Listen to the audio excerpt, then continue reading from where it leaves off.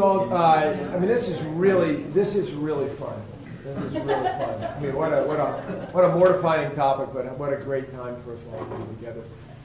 As we get started, why don't we just take a deep breath here? Why don't we just all take, a holy moment in its presence and breathe in our Lord and remember that the ultimate reason for our being here together is Jesus.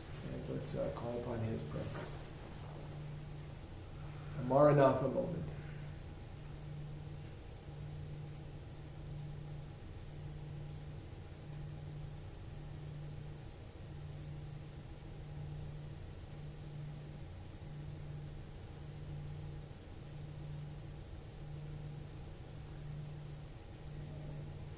Lord, we give you thanks for you, and we give you thanks for us, and us in you, and we ask your blessing on our time together, in particular upon Gail and upon all of us as we seek your way in the world, and as we ask in the power of your presence, which we know is right here. Amen. Amen. You sometimes hear people say, and now somebody who needs no introduction. And what I'm going to say, and now somebody who many of you really know, and I'm not qualified to give the introduction, because I started to read your bio, and I was like, holy smokes, you've done so much. And it's so impressive, but I decided not to do it at all. And just to say what John you said something really beautiful on the way in the door, when you said something like, I want to support Gail, who's a good person doing a good thing, or something like that. Not enough like her. Not enough like her, and we're just really, really happy that you've said yes to coming in. And one of the things I said to Gail was that this is a conversation amongst friends about some difficult stuff, and there's no need for anybody to be an expert or to be perfect or to be anything, but for us all to have some conversation as brothers and sisters in Christ. But as you start, I have so enjoyed the conversations that we've had before this. Will you tell everybody a little bit about your background? Just because they don't all know it, will you tell everybody a little bit about your experience in the legislature, what you've been assigned to and the stuff you've served on, because there's no way that those, except for those closest to you, are going to know, and it is absolutely fascinating, because most of us only read about this and don't actually have a clue how it really works. So, come and be with friends talking about good stuff. Thanks, Peter. This is a little humbling because I don't really feel like I know any more than you do about any of this. I do probably know more about the legislature, but that's a technicality. Oh, and I'm supposed to put this on. Where's Jill? Jill will. She's right. Yeah, okay. All right, Jill, I'm doing it.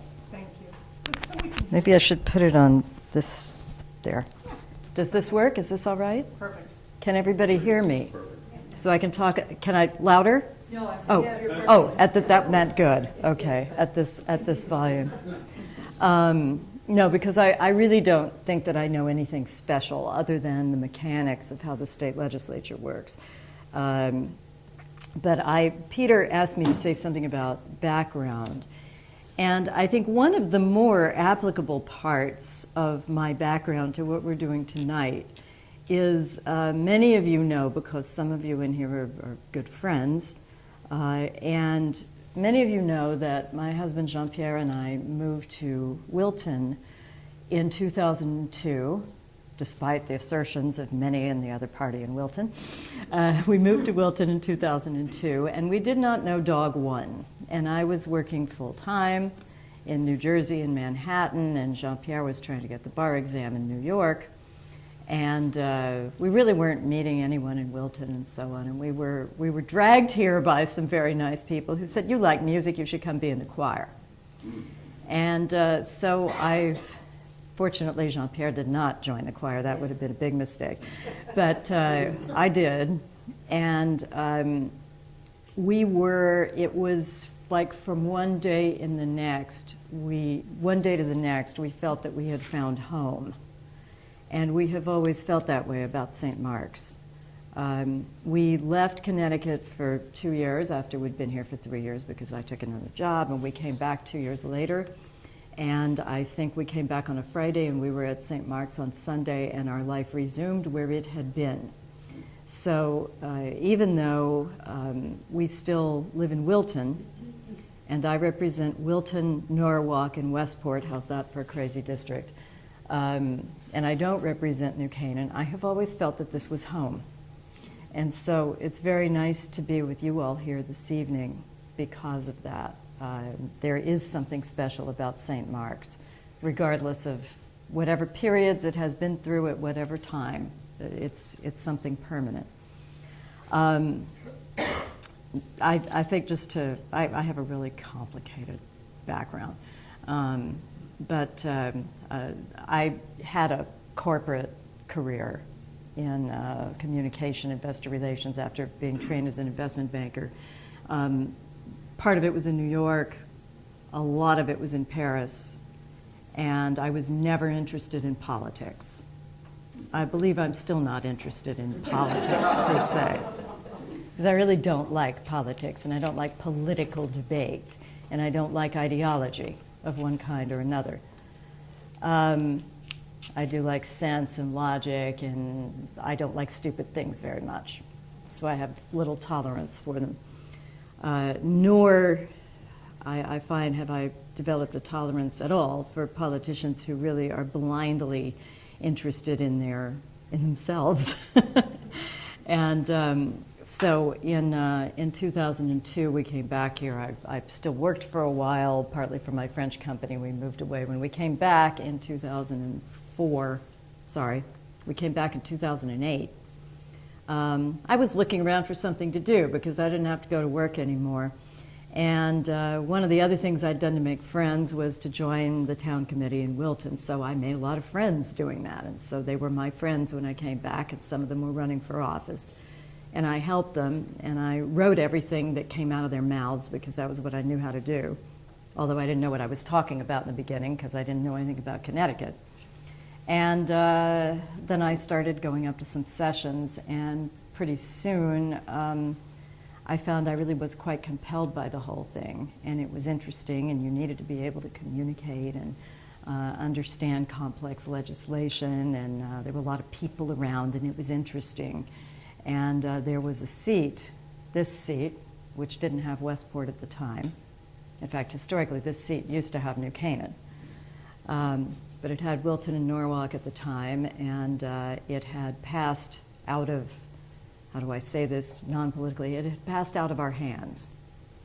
And I was invited to take it back. So I said, I could do that. So I did, and that was in 2010. And then after redistricting, it acquired Westport. In the legislature, I am ranking member of the Education Committee, which means I'm the senior member from the minority party in the House on the Education Committee. All our committees are joint House and Senate. They're not like Congress. So there's no seniority.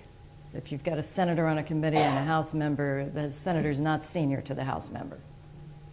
And then I serve on the Transportation Committee, Metro North. I also serve on the Appropriations Committee, where I am ranking on the Subcommittee for Transportation.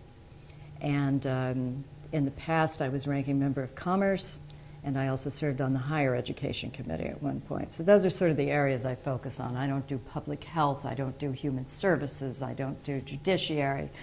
But a lot of those things come up on appropriations, which deals with the spending side of the budget. And that's some of what I'll go into this evening. I think that's enough about what I do. I'll come back to a little bit about how money goes out of the legislature when I get farther into this. This is probably going to be the vaguest talk I ever gave on anything. I can't wait till we get to the part where you talk, because I've read what Peter's written about the Unholy Trinity topic. I have not been to the other discussions, although I've been to previous series. And so far, there's been gun violence. There's been, what is it? There's, yes, racism. And tonight we have poverty. And here's what I'm going to do. I will go through, and I had to look all these up, by the way. Some of the generalizations I know, but I do not have the facts on poverty in Connecticut at my fingertips. So I had to look some of them up. I'll try to skim through them as quickly as I can, just so we all have the same general idea. Then I want to talk a little bit about some of the various points of view in our state on these things. Then I want to come back to the notion of the Unholy Trinity for a minute, and then just put some bullets out for you so you all can start talking and I can shut up, because no politician should talk too long.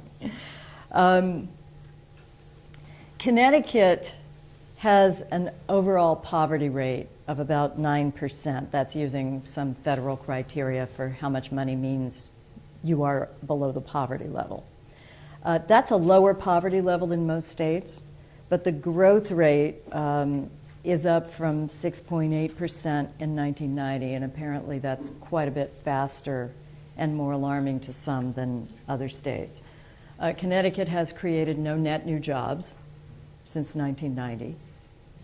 The new jobs that are being created now, and I have various sources, if anyone wants documentation I can go into them, but I'll kind of spare us the footnotes for right now. Just take my word for it. These do come from studies from think tanks on both sides of the aisle and other offices. The new jobs that are being created right now do not tend to be mostly high-paying jobs, nor do they tend to be low-paying jobs with the potential for you to grow in them. They're just sort of unskilled jobs.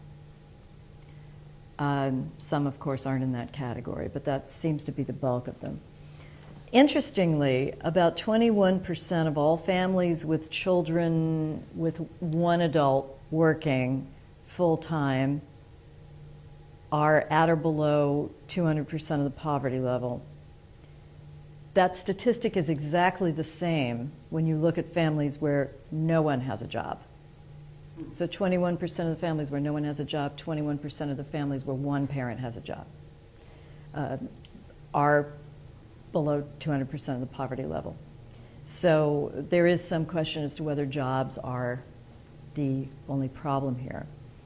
25% of Connecticut households above the federal poverty level but are struggling still to make basic needs. If you've ever heard of ALICE, which is an anagram that stands for, we're surviving but barely.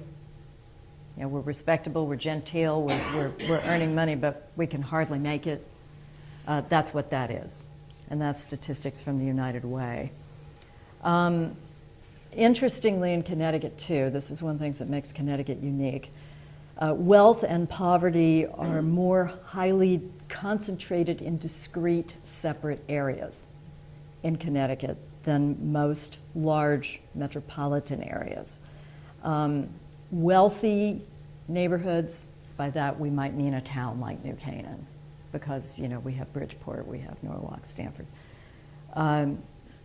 Wealthy neighborhoods or towns, and very poor neighborhoods, both tend to be rather racially and economically segregated. We have a whole lot of rich white people living together in one place, and we have a whole lot of very poor non-white people, usually of one ethnic persuasion or character quality, whatever, living together. In Connecticut, 27% of the top earning households that we have are in white wealthy neighborhoods. In other states, that figure's more like 10%. There are twice as many affluent neighborhoods in Connecticut as poor neighborhoods in Connecticut. And just for the absolute numbers, there's about 365,000 people.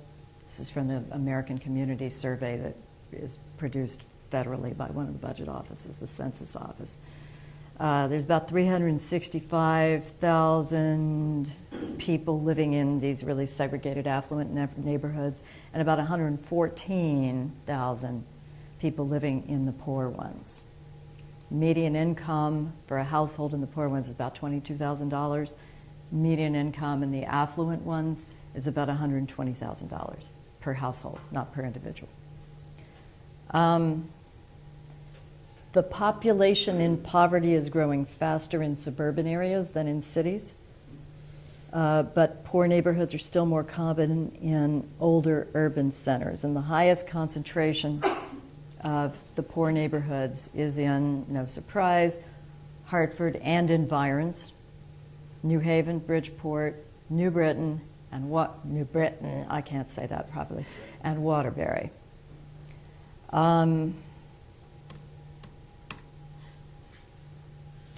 Rural Northeast and Northwest Connecticut, like Litchfield County, has neither. They have neither of the extremes. So as you get out to really rural Connecticut, the extremes are not there. But in places where we do have both extremes, they do something, especially around where we live, in Fairfield County. They do something that is not common in many other parts of the United States. They border each other. So you have Rowayton, which is in, I believe, hearing distance of Rudner Court in Norwalk. And Rowayton has Wilson Point, which has some of the most expensive houses on the shoreline. Rudner Court, people get shot every night. And so you have areas that are very, very different, bordering right smack on each other. And places I've seen that were like that were in, say, Casablanca, where you've got 5 affluent neighborhoods, and right in the middle you have a tin heap, which is a bunch of hovels piled on top of each other. And people have 1 standpipe, 1 donkey, 1 hot plate, and 1 mattress. And but you don't see that often in this country, except right in the middle of the same city. If you read the various statistical accounts of poverty, you will see that frequently Connecticut is almost always referred to as the 48th or 49th or 50th, or maybe the first, second, and third, in terms of having the highest, I guess it's 1, 2, and 3, the highest income inequality quotient. We'll come back to that because value judgments are placed on income inequality now, today, because they are.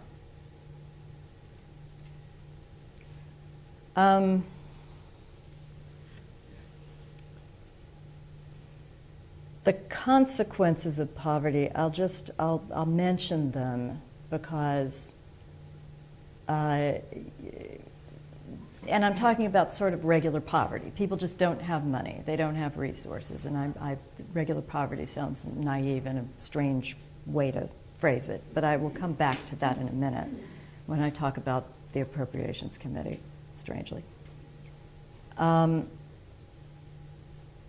The reason, it's not just a question of people not having money and not being able to afford things, right? In these highly poor areas, you have kids who are very often neglected, either because their parents are addicts or they're at work all the time, but usually they're not at work all the time. Kids have to be taken away from their parents and taken over by the Department of Children and Families, which that becomes very expensive, by the way, to have the full-time care of anyone by the state. They end up not going to school. They end up in congregate care. Families have health problems because even with Medicaid, it's just very hard sometimes. And now with diminished resources for hospitals, it's getting very difficult. You end up with juvenile delinquency. Is poverty responsible for crime? I'm not sure. I can't tell you. I'm not an authority on that.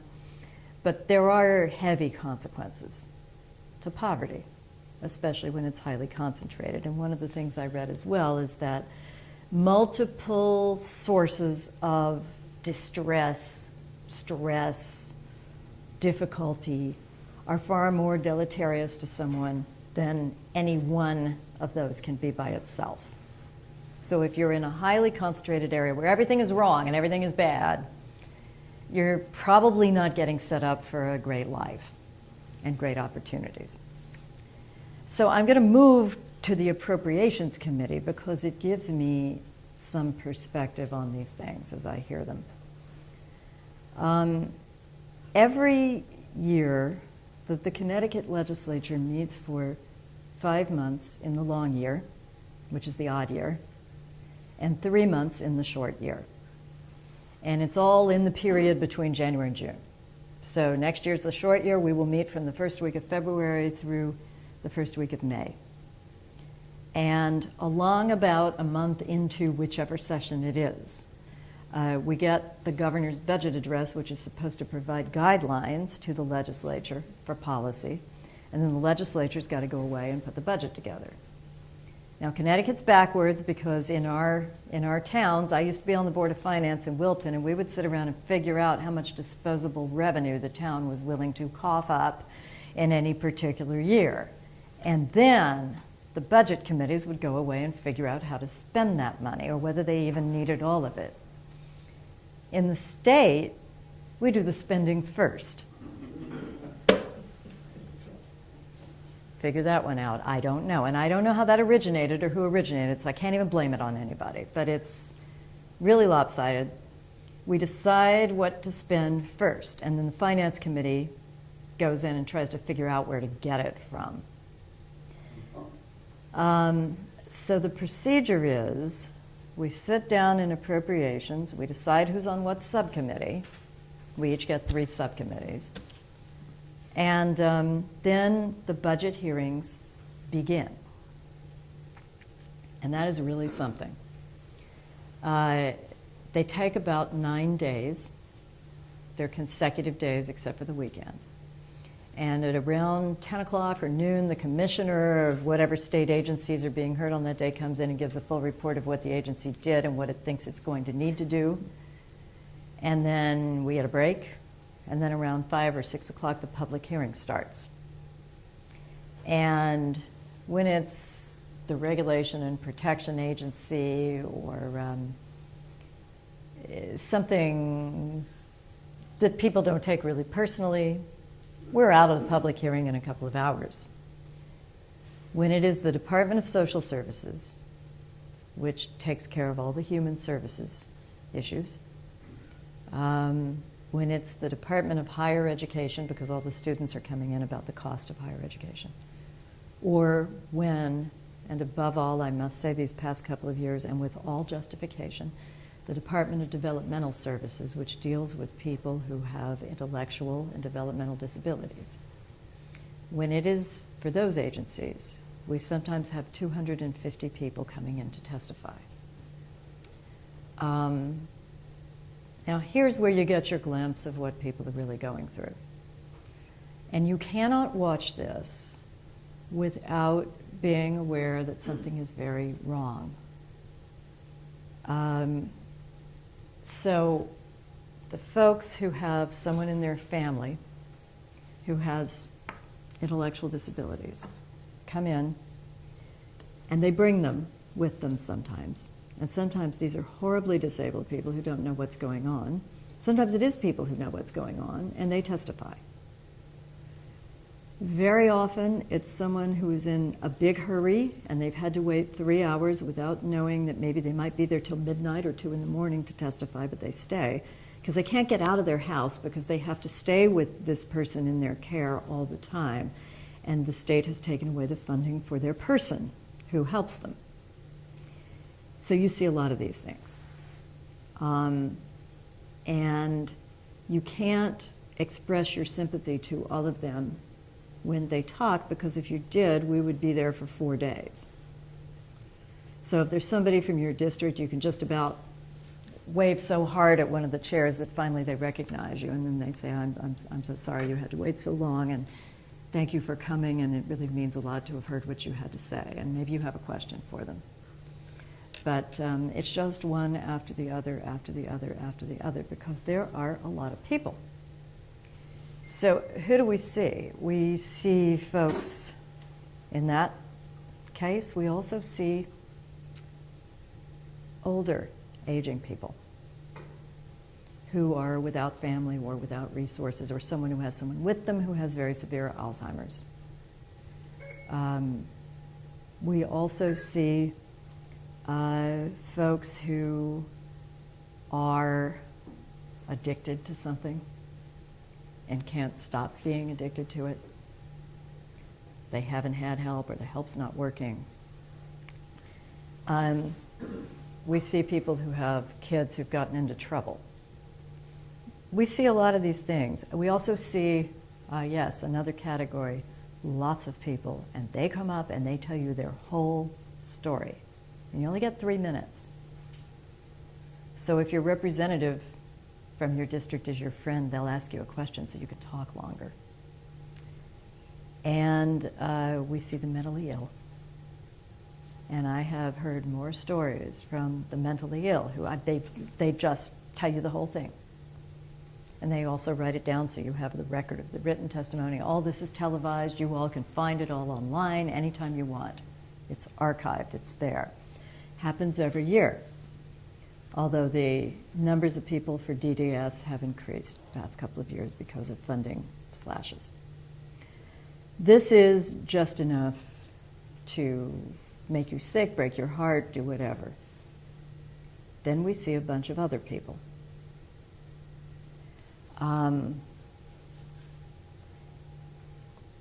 We see people who can't find a job. We see people who have been here a while and don't speak English. We see people who tell us they're undocumented and hope we won't do anything to them. We see single mothers who are asking for social assistance. So we see a lot of people. And then we see a whole lot of people who say things like, I've got Medicaid, but I can't figure it out. And I've got to be at work 10 hours a day, and I'm not making any money, and then I've got to take care of my elderly relative, and then I can't figure out my Medicaid applicant. What am I supposed to do? Et cetera. So we see a whole variety of people. And then here's what happens.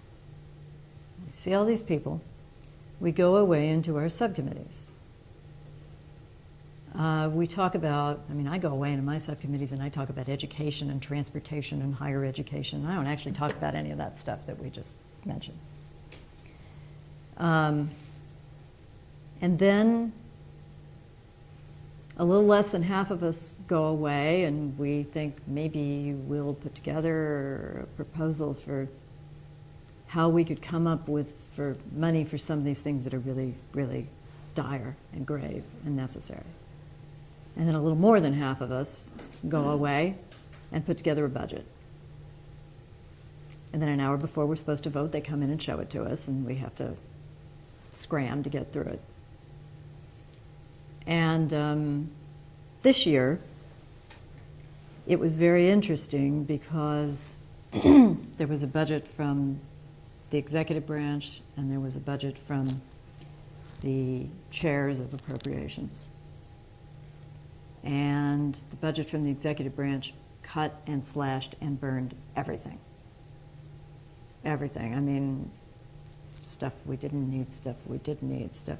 So everybody on the Appropriations Committee got mad in unison, which you rarely hear, because it's one of the few areas in the Connecticut legislature where there is broad and deep disagreement on money. A lot of other stuff that you hear about federally, there's hardly any disagreement, and we're very harmonious.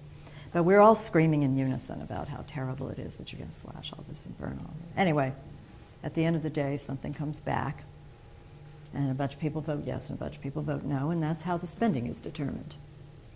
And then the Finance Committee goes away and figures out where to get the money. Molly, Louder, please. I'm sorry. I'm sorry. Did you miss everything? No. Okay. No, I didn't stand it. But that brings me to my third section before the bullets, so I don't go on for too long. We'll come back to that because I will make some references to what I just said in those final bullets. I want to come back for a moment to the theme of this series, if we want to call it that, which is the Unholy Trinity. And it has raised questions for me, thinking about it. So gun violence, racism, and poverty. And how can we usefully, constructively think about these things as Christians? And I have two reflections to make on it. One is that I'm not sure they all belong in the same category. They're very different. And I will buy any argument from someone who says, yeah, there's probably people themselves just by behavior, laws, mores, customs. Yep, they can do something about gun violence, you bet. Whatever your persuasion is, sure they can. Racism.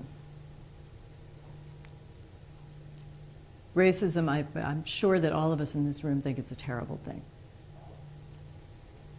I attended a talk on Sunday afternoon by Team Westport, which is a group that the First Selectman brought together to deal with questions of racism, difference, and non-acceptance in the community.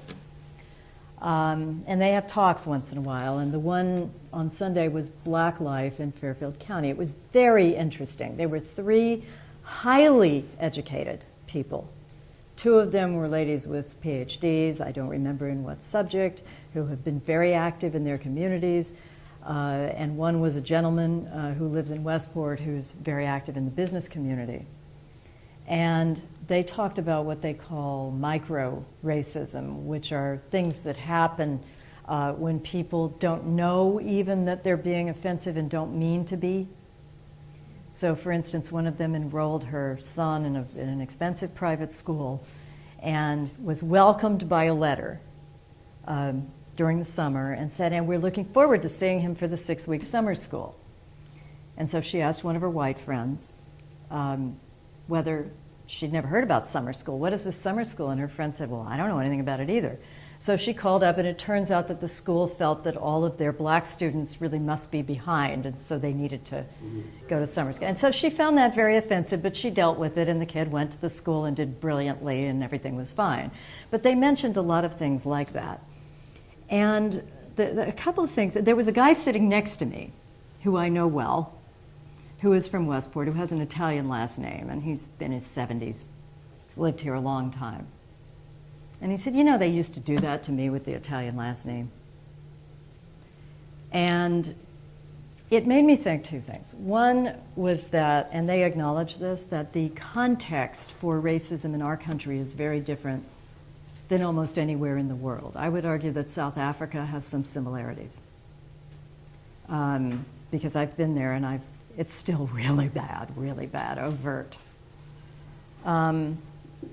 But the other thing that and this is something this country has got to come to terms with and deal with, particularly for folks we made come here who didn't necessarily want to come. Then we made them do things they didn't want to do, and then we asked them to love us, and they did, and that's just crazy. The other thing is that human nature, I do believe, doesn't accept easily people it sees or perceives as different from it. People just aren't really good with people who are different from themselves. And I don't know whether that's racism or not. But it's something I think about a lot. I'm not sure it is. I don't know. But it's something I think people would benefit from knowing more about. Whether it is just some weird thing that human nature does that maybe it ought to learn not to do. But does it mean that everyone in the world has some fiber of racism? I don't think so. And finally, poverty. here's what goes through my head. Now, this is provocative. So we are among friends here. We're a church. This is provocative.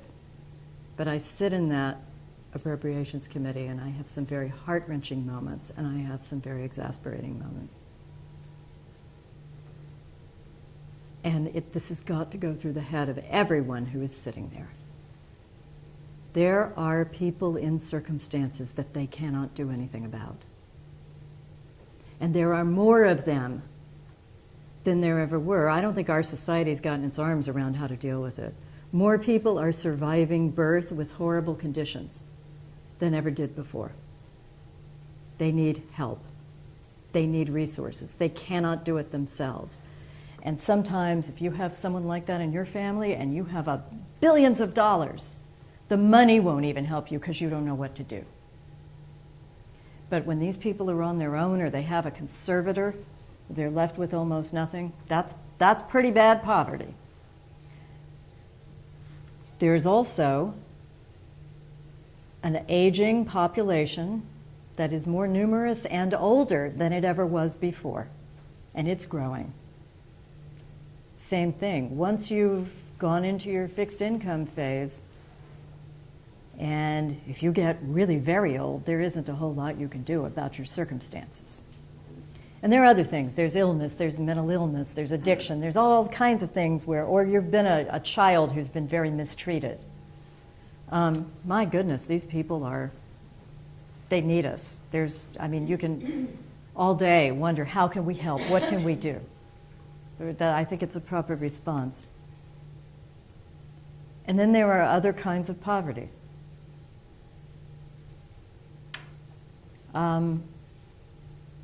Has our society put enough emphasis on the importance of education?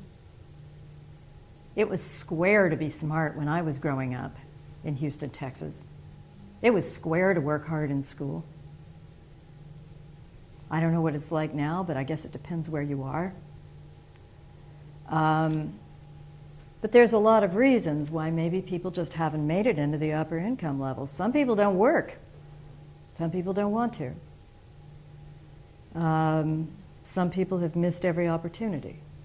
Some people are just irresponsible with their children, or with themselves, or with their family. So the provocative thing in those statements, because I'm trying to be very gentle about it, is that maybe there's two kinds of poverty. I don't know, but maybe there is. Here's just a few observations, and then I'll stop. I think poverty for us in Connecticut is sometimes all the more shocking. If you're driving through the Bronx, it's not that shocking because you expect it to be in the Bronx. But here it's right over the town border. You got to go through it to go shopping someplace. It's there. You see it, and it's very different from a nice place like this where we live. It doesn't look like really abject poverty that I've seen elsewhere, although it is really abject. I talked about Casablanca, South Africa. The settlements outside Johannesburg, they're all outdoor toilets, and you just barely have your privacy. And I remember a guy said to me, "Do you like this place? What do you think about it?" And I thought, oh my God, what am I going to say? I can't say I love it. I can't say I hate it. He won't believe either. So I said, well, it's very nice the way you've set up the privacy for people. What could I do? Those people are really very poor. They have nothing. The people here have nothing, but they're surrounded by people who have a whole lot. So it's awkward. It's very, why? Why don't they have more?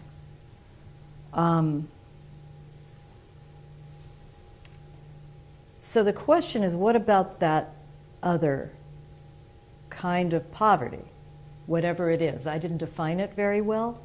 It's just a question that I know lurks in the back of my mind and perhaps many other people's.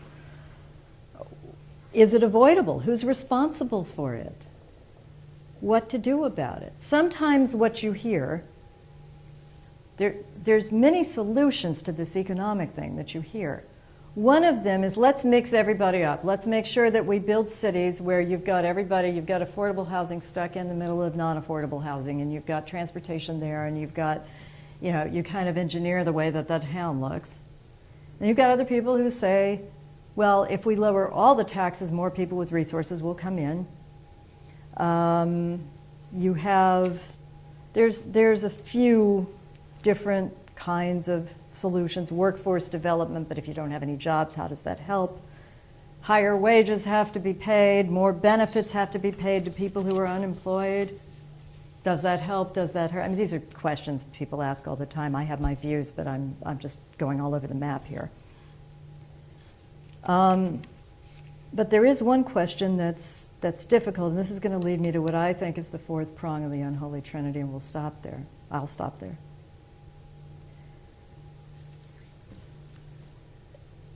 People who are capable of it are paying more and more and more for services, for things to help people, because that's what a lot of the services are, and they should be. But the services are getting slashed, and they're getting worse. People are waiting longer for Medicaid-based services at hospitals.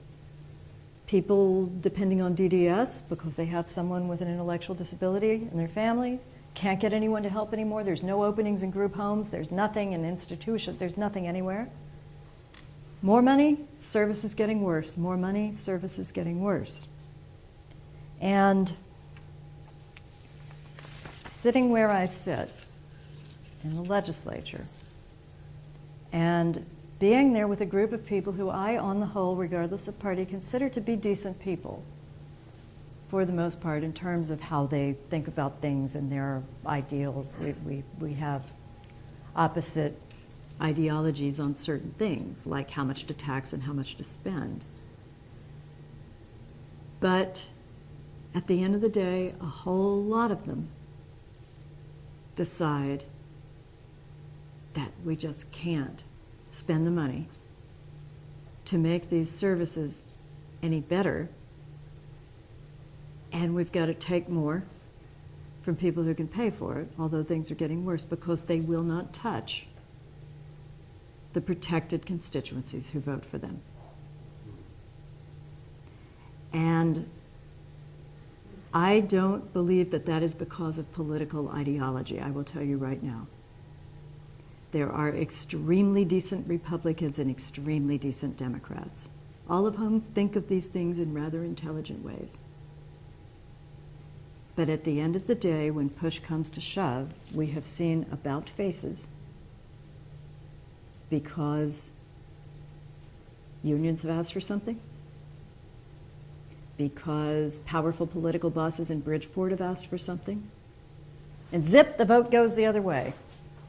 So I have to say, this must go on in other places. I see it up close and personal, and it's not because anybody's a Republican or a Democrat. I insist on that. But if you look at the Unholy Trinity, corruption's got to go in there somewhere, because it's sending all these things into a tailspin.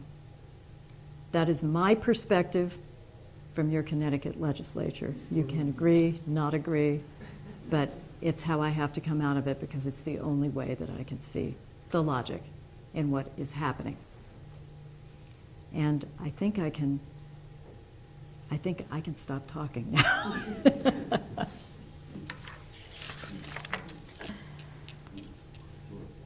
Anybody have any comments on any of that? Yeah, I don't know if I have any comments. I have some questions. And I guess, knowing some of these communities, and especially the immigrant communities, there's enormous leakage out of that community. They're underpaid to begin with, and there's enormous leakage of money leaving the country from that community to help their relatives. So in a sense, that's digging a hole for them but I can't fault them for what they're doing. Mhm. There's just tens of billions of dollars that leave this country for Latin America. And I don't know what the solution is to that, but it's creating a bigger problem for these same communities who are sending it out. Has anyone ever tried to measure that? Gosh, Tom, I'm not sure how you could, because, Money's gonna go through the banking system. It can't go in an envelope. It's gonna go through the federal banking system when it leaves this country, so someone can measure it. you sure it can't go in an envelope? There are federal numbers, in fact. I'm sorry? I said there are federal numbers. I don't know what they are, but there are federal numbers of the amount that goes. And of course, not surprisingly, someone is talking about imposing a tax on all the money going out of the country. So yes. And I'm not faulting these people for doing it, because I think they're taking a Christian view of what they're doing. I have poor relatives. I have relatives worse than I am, and worse off than I am. I gotta help them, but it exacerbates the problem here Mhm. in this country, whether it be in Bridgeport or Waterbury. I guess the second question I would ask is, anyone ever figured out what the impact of the lottery is on these communities? I walk into stores where I might want to get a sandwich, soda, and ice cream. And when I see the people buying lottery tickets, I'll be honest with you, they're the people who should not be buying lottery tickets. Now, I know why they're just hoping that God blesses them when they're winning, but there's just, you know, it has, to me, exacerbated the problem of the poor. Because from my viewpoint, it looks like the poor people are funding the lottery, not the wealthy people.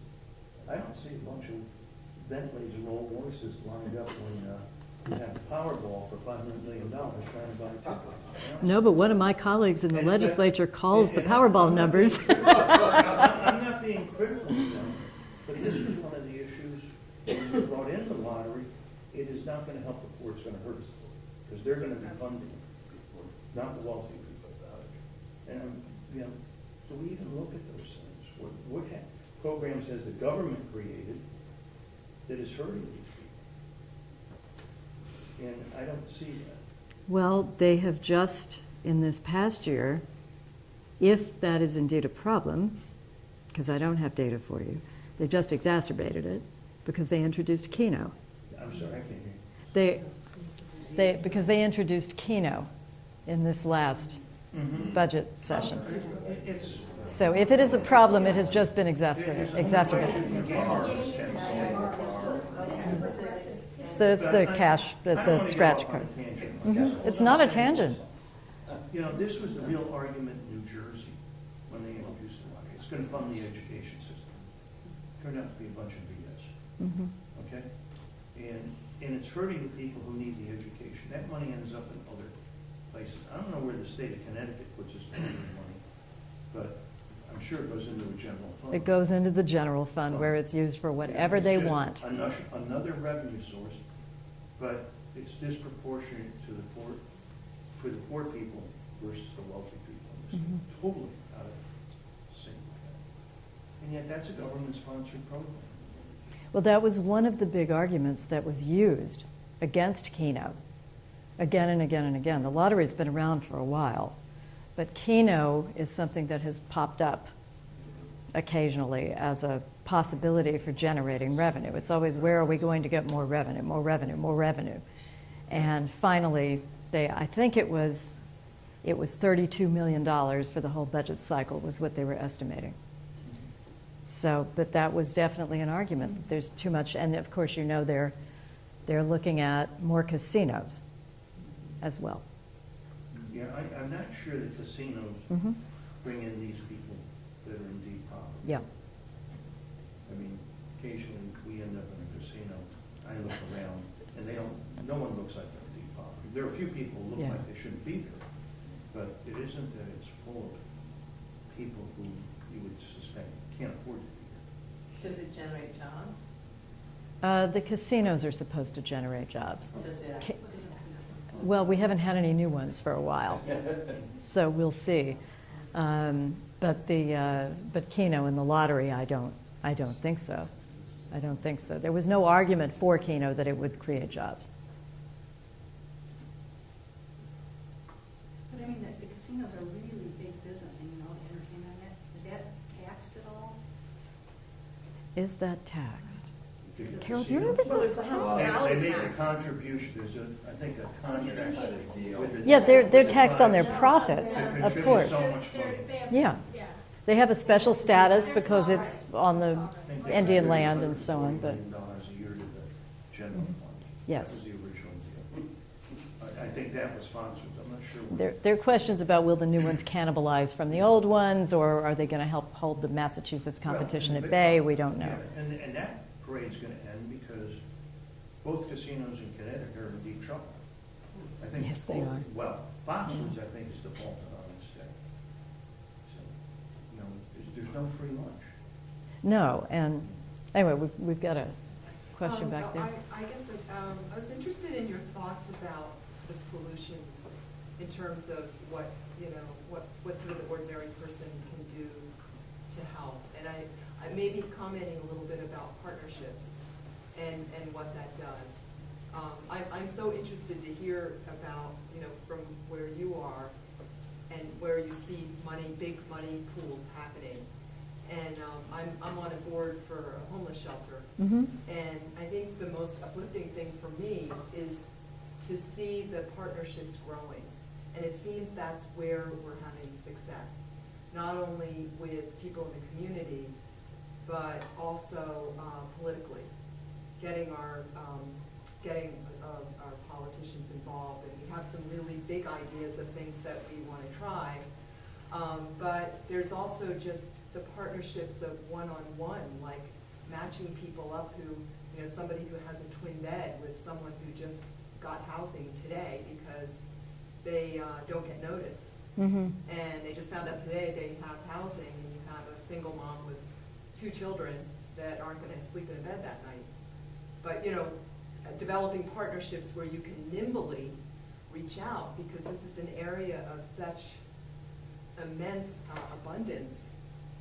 But there's a communication thing that needs to happen. And I think a lot of the places like homeless shelters or places, other places that are involved with poverty work, are given maybe just enough of a shoestring budget to keep things going day to day, but not enough to really be able to handle those kinds of issues, to really make a difference, unless you can bring in volunteers who are willing to do that, to be able to make up that gap.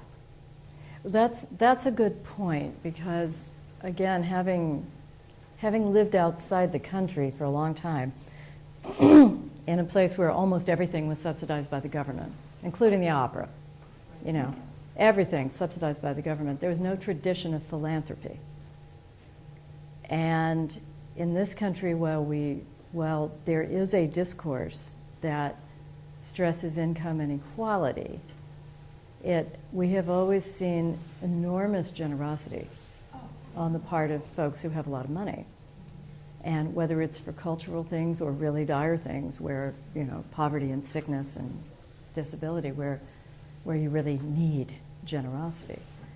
And it's interesting that the nonprofits in our area, and I would say particularly in our area, do such a fabulous job, because they know everybody in the community, and they know the individual needs of the individual people. And they do get a lot of private funding, although it's very competitive.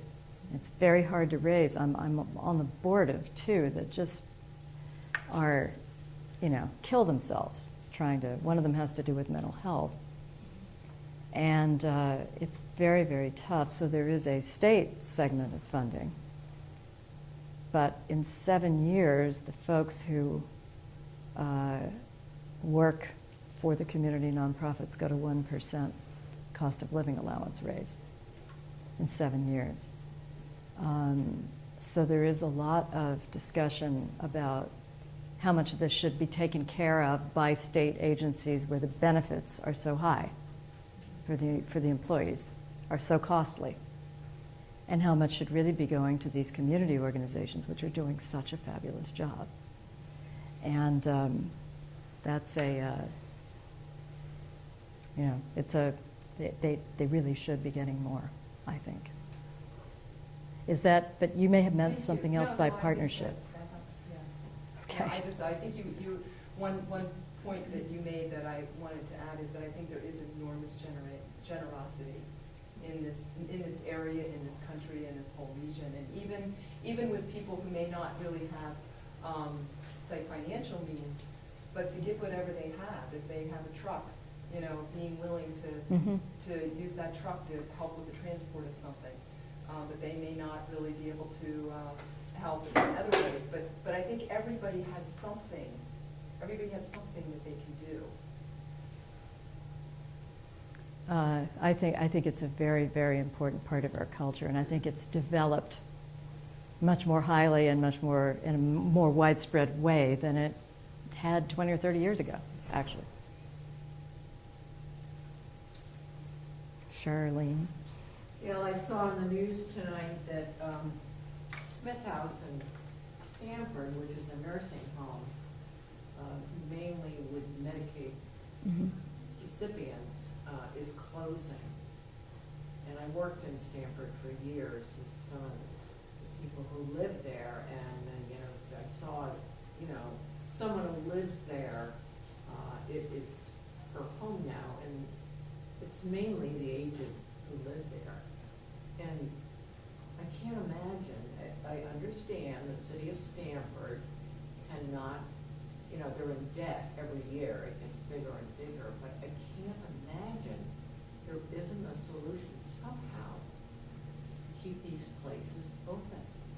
I mean, they've got 100 patients per resident, and where are they going to go? They can't afford to go anywhere else. Is it a state-funded or a city-funded, or is it private? Medicaid is being cut back in the state. Absolutely. Yeah. So that's probably it's- what the issue is. It is. They're not getting enough, from the residents, the Medicaid, from what they get, to support the nursing home, but. See, I can't answer the question without saying something political. Yeah.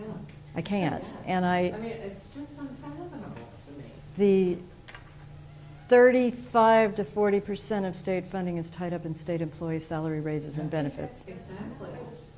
And, yes, And Carol. since you opened the door, I thought I would mention that I think that that's somewhere that we have to look at the employee compensation. It is 40% of the state budget, and the proportion only continues to grow. And the problem with that, of course, is that it is increasingly squeezing out the services that people need and that the state legitimately should be providing to them. And you have situations that Gail just alluded to a minute before, where you have private agencies, private nonprofits that contract with the state and provide services very efficiently. You also have duplicative federal agencies that are providing the same sorts of Yeah, that's right. services at much higher cost, along with these pension and benefit packages that are available nowhere in the private sector. And Connecticut being the worst state, or the second worst state in the country, unfunded pension liability. That's exactly right. Debt- Just behind Illinois. And that's because, on the whole, when you compare the pension packages or the benefit, the compensation packages of private sector workers versus public sector workers in Connecticut, correcting for skills and job experience, a public sector worker on average collects in compensation between 25 and 46% more than his or her private sector counterparts. And most of that does not come in salary, which is sort of an upfront thing that you just pay. A lot of this comes in accrued pension benefits and is... Or healthcare Or benefits. in healthcare benefits, retiree healthcare. And a lot of different things that you don't see, a lot of places where people can double dip and are collecting pensions well in the six figures year after year after year. The, They have become such a big percentage of our population in Connecticut. that's right. People There's, in the office who are gonna guarantee that. there's 50,000 of them, Tom. That's right. There's That's 50,000. the vicious circle. But you think you have that problem with pension benefits and everything and unfunded pension benefits. You have this right here in New Canaan, and you're starting to see a problem. You know, you just have to see what Velazzi's saying today. He says, pretty much, enough's enough of the Board of Education. We are probably not gonna build this enormous expansion in Saks. We can't afford it. And you look at what the real estate agents are saying, I mean, the housing market is really in terrible straits in New Canaan. Isn't in Westport, isn't in Darien. New Sure Canaan- is in Wilton. Yeah, Wilton, New Canaan. I mean, there's really a paradox here. But part of it is, and it came out in that interview that they did with some real estate agent, is the taxes in this town are starting to drive people out of town. Instead of someone downsizing and selling their house, they're selling their house and getting out of Connecticut because they can't Yes. afford to stay here anymore. And Well- it's really starting, just the tip of the iceberg up here in New Canaan. One of the newest census reports showed that Connecticut has just had a net loss of 10,000 people from the state, which isn't that much, but the people leaving are the people with money. The people coming in are unskilled labor, basically people who use services but cannot pay for them for other people. And, you know, again, I'm being very, thank you, Carol, because I'm trying to be delicate with these things, but when you see that we have had 2 budget shortfalls in the past 4 weeks, the first of $103 million, the second of $118 million, and it's not over. And at the same time, and so Medicaid's getting cut, the hospitals are cutting out their services for people in the community who can't pay. Norwalk Hospital is fit to be tied at this point. I mean, they are really seriously freaking out. The people with intellectual disabilities, they closed the respite care center, they've all sorts of stuff. Meanwhile, the state employees are getting $350 million in raises, and that's not even the post-retirement benefits. So that is where I bring up this notion that somewhere politics corrupts. Mm-hmm. And somewhere that is what is more in the way of helping people possibly than anything else. Because 50,000 state employees, well, they're voting for somebody. And they're having Well- dues taken out of their. That's right. Having dues taken out of their paychecks, whether or not really they want them taken.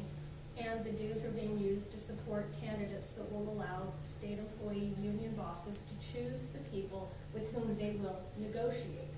That's right. And you even have a situation where the House Majority Leader, Joe Arasimowicz, actually works for a state union. So he is both serving in the legislature and working for a state union. It's legal. But Yeah, one it's legal. wonders what someone would say if, for example, GE's lobbyist had been serving in the legislature at the same time. I think there would have been eyebrows raised, rightly so. I'm sorry? Oh, question back there? I'm sorry. Could I go on to Yeah. another topic? I didn't see it. It was the glare. 2 or 3 I'm are sorry. gathered talking about poverty. I don't think you can avoid the discussion of the breakdown of the family. Mm-hmm. You can look at the charts going back in time as marriage has become, in fact, we're now celebrating, I guess, the demise of marriage as we once knew it. But if you look at the statistics, the surest road to poverty is to be born into a family that is broken, that doesn't have a caring mother and father in the household to nurture that child and help them into this very tough world. And the problem with that is the legislature can meet all it wants, and you're not going to solve that, unfortunately. But it is, I've just seen so much of it for so many years now, and it breaks your heart, and you realize that everything else that we talk about in poverty takes a back seat to where these young kids start.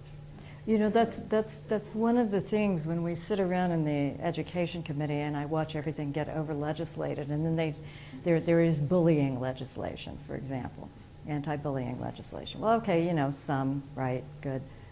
But can you legislate that people aren't supposed to be mean? And can you legislate that somebody must tell their children, no, school really is important? And can you, there comes a point past which you can't legislate, and even if you tried, it wouldn't work. And so then, you know, that's where I start to wonder about personal responsibility and all that. And, you know, at what point does society no longer have an influence on these things happening? And I don't know the answer. Society doesn't seem to have a major influence because, as Cliff was saying, the problem has got worse every year. It really started sometime in the 60s. I'm not sure what created it, but I know how I grew up. I grew up in Norwalk. We had one high school. I had a lot of black friends. They all had fathers and mothers. Their fathers worked. Maybe they weren't the greatest jobs, but they had a roof over their head, they owned their own house, and then something happened in the late 60s, and it just started evaporating. But, you know, I've been talking with a group on discrimination, you know, just discrimination. And I was telling you, it's hard for me to relate. When I was a kid, I grew up with black kids, didn't see many Hispanics, saw a few Cubans, which are Hispanics, in the 60s. But we didn't think about discrimination because we partied together, we played sports together, we went to classes together, and it wasn't a big issue. And I was talking to someone from the South who, you know, it is a big deal when the changes came. For us, when they were having freedom riders down there, it wasn't a big deal around here. We had people riding the buses down to Washington or Mississippi. But right here, we didn't have that problem. And all of a sudden, we had the problem. After the last 30 years, it just came on us. I think it's been a failure on the part of whatever you want to define as the elite. I think there's an element of reverse snobbery. Because after all, first of all, of course it's difficult when you look at these conditions. How is someone who's enjoyed the kind of lifetime of privilege I've enjoyed, who am I to talk to them? But on the other hand, I think to myself, we are failing these children because we don't talk to them the way we talk to our own children. No one wants to tell, I mean, no one feels that they have the moral stature to tell them what I will tell my children, which is work hard, finish school, don't get in trouble with the law, don't have children until you're married, and try your best to the extent you can to stay married. And the Thurnstroms at Harvard studied the poverty issue, and they found that if you are able to finish high school, this was some time ago, so maybe now it's college, given the change in the workforce. But if you are able to finish school, you don't get married until you're 21, and you don't have children until you are married. You have some, I think it's less than a 5% chance of being in poverty. And I think the problem is too often elite culture, you know, none of us want to be judgmental, and really none of us have a place to be judgmental in the unkind way.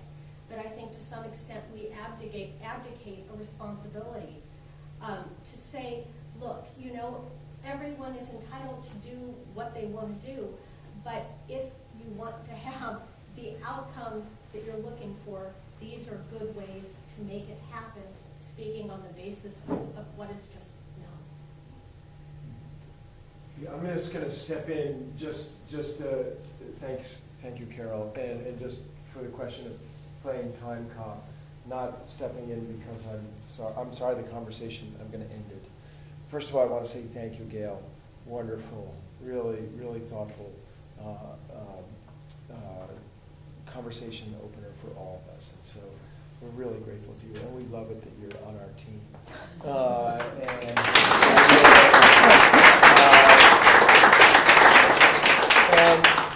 If I could just say a word about sort of what's coming and then maybe what's coming coming. We've just touching these topics with Deirdre Daly and then with Dan Hickman, the Baptist pastor, and Bishop Priestman, and now with Gail.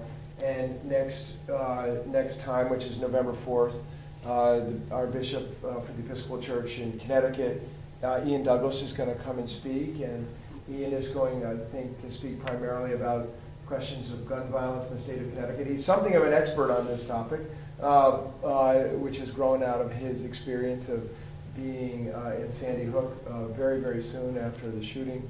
And he started a group in the Episcopal Church called Bishops United Against Gun Violence, and the bishops in the Episcopal Church have a lot to say and advocate on these questions of gun violence. And Ian is teaching a course that you can take online and through something called Church Next, and we'll have to figure out how to get that loaded up on our site if you're interested in that. But he will be here in 2 weeks. And then in 2 weeks after that, on the 18th, the Reverend Harlan Dalton is a former Yale professor and an old friend of Stan Tordy's. Again, Stan told me they put Harlan up to be a judge at some point along the way, or Harlan wasn't interested. But Harlan's going to come and speak with us. But what I want to do is cast us farther out. So Harlan will be here on the 18th. And then we're going to take December off because, no need for explanation on that one. But what I'm interested in is doing something maybe a little bit different, maybe a little hybrid in January and February before we launch into Lent. And that is figure out a way to have, first of all, I'd love to have Cliff come up here and talk to us. I mean, Cliff is the man right here, just what he needs to hear. And to have the Future Five as a kind of case study and to have Cliff talk about what Cliff sees. Cliff is in the ditch, and some of you are in the ditch with him. And, Where's the ditch? Trying to really deliver services to real people in real time that make a real difference in their lives. And it's a really beautiful and holy thing. Cliff has a lot to say. He's a quiet man, but he's a holy man, and I'd like to bring him up and have him talk to us. The next thing is, what I'd really like is for you all to suggest other people who you'd like to hear from. But what I'd also like to make a part of this is some way for us to all have the kind of conversation we're just having. So we're just having a conversation amongst friends to hear, so that in what I would call a safe place for us to hear about the issues that we face. And just to say again that this might not be the stuff of the pulpit on Sunday, but I believe it's the stuff of the library on Wednesday, because these are God's people that we're talking about here, and we all know that they're all beloved, and we all know that our culture has many, many things that are most wanting, and that if people like us don't engage, the thing is really going to get worse. And I believe we all at some level need to engage, and to some degree, I'm looking at you, Carol, and your conversation about people needing to put their oar in the water on this stuff and not just abdicate it. But what that looks like and how that gets done, we may be in complete disagreement as a group, but I think it's really important that we hear from each other in a place, not in the either side of the aisle, but in the center aisle, in the light of Christ. And so I'd love it if you can send me an email, you can talk to me in the hallway or something like that. And you don't need to do it immediately because January is sometime off, but I'd hope that you'd come and be a part of all that. Okay? And let's just all, in the moment that we finish, let's take about 30 seconds and let's just pray in the quietude of our hearts for that which we find. Shine the light of Christ on something in our how about in our home state? Let's just, without picking out the craziness of the world, just shine the light of Christ on some spot in our state that we know is in great need.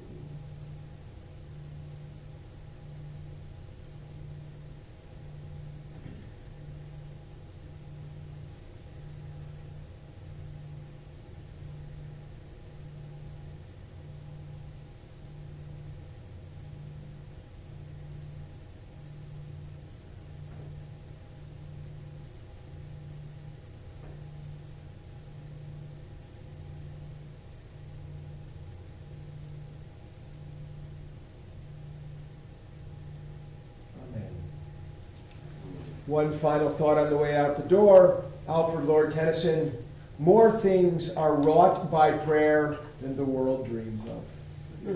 Okay, so don't stop. Amen.